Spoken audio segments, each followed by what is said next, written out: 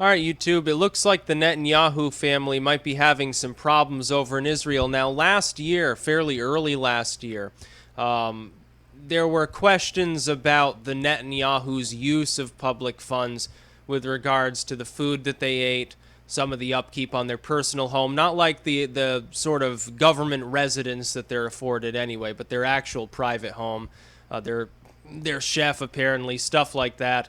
It's sort of like Hillary Clinton spending money on stuff that she shouldn't be spending public money on when Bubba was in the White House back in the 90s. This is a recurrent feature among political families. It's not like I'm going to say this. I'm very critical of Israeli policy, and I'm especially critical of Netanyahu's nonsense, especially with Avigdor Lieberman. But let's face it, a lot of politicians, Rubio, gotten almost in trouble for this, they dip into public funding and use it for things that are not meant for it to be used for. It's like Chris Christie buying like $20,000 worth of food a year at baseball games and stuff, like stuffing down the hot dogs and the Oreos. He's not allowed to have Oreos anymore. This happens commonly. I do find it funny, though. You have this sort of stoic face. The evangelicals here in the United States, or I should say the Zionists, because they're Democrats too, totally secular, they're Zionists also.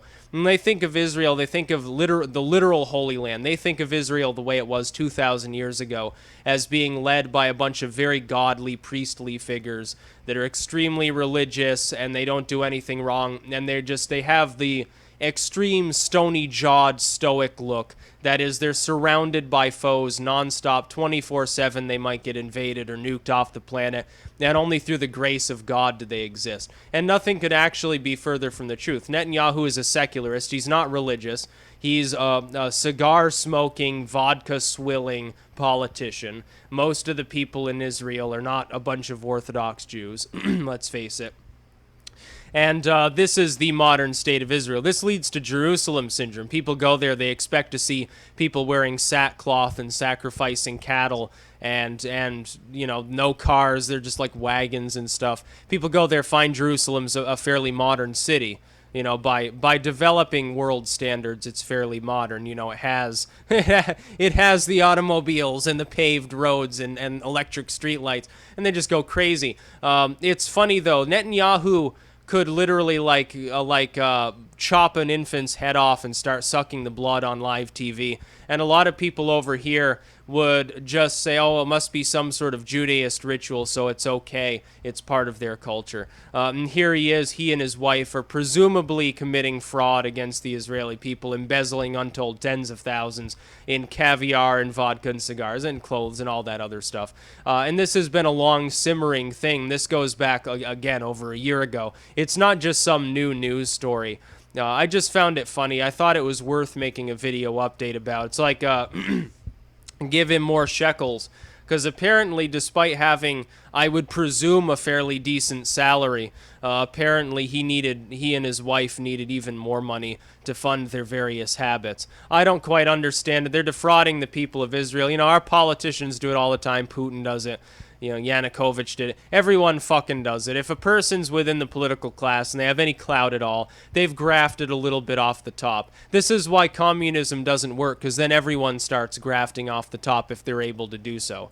It's like most employees at work, they will not hesitate to steal a pen. They will not hesitate to steal, a piece of meat or something like that. It just fucking happens. It's human nature. People take a little bit off the top. They hope they're not noticed. It's nothing major. It just happens. The only difference is when someone's in this position, they can potentially defraud people out of actually substantial sums. Now, to them, there's no difference to them. The $1,000 or $2,000 or $10,000 is about as worthwhile. It's about as big a misstep to them in their conscience. They think about it just about as much as the average Domino's employee would by stealing, a slice of pizza or a breadstick or something like that. That is, it's a very small thing because they're rich. And therein lies the problem. That's why these political elites, they're the ones, they don't get in trouble for having an affair. They get in trouble for having 5 or 6 affairs. They don't get in trouble for stealing $10. They get in trouble for stealing $10 million. They don't get in trouble for running up $100 of fraudulent charges.